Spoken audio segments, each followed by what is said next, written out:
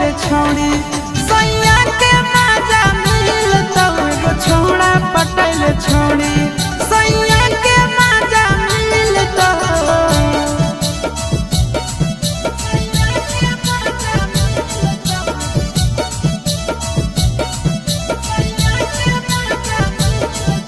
Mixed by Nandan Yadav.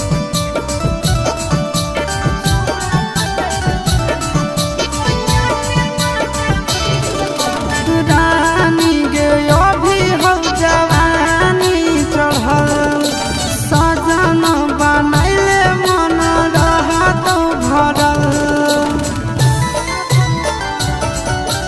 रानी गे अभी हो जवानी चढ़ल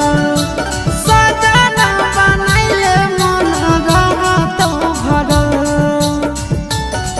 छोड़ी करे टराई पढ़ल लभ के पढ़ाई पलंगिया खूबे गहिल त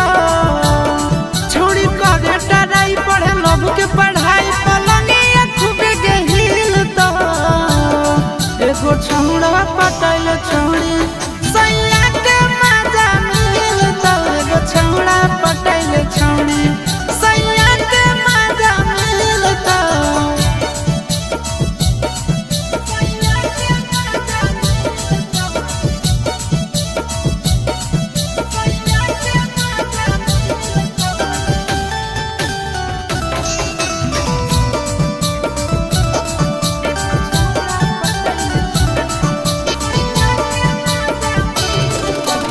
जबले कुआं रही गे लूट ले लहा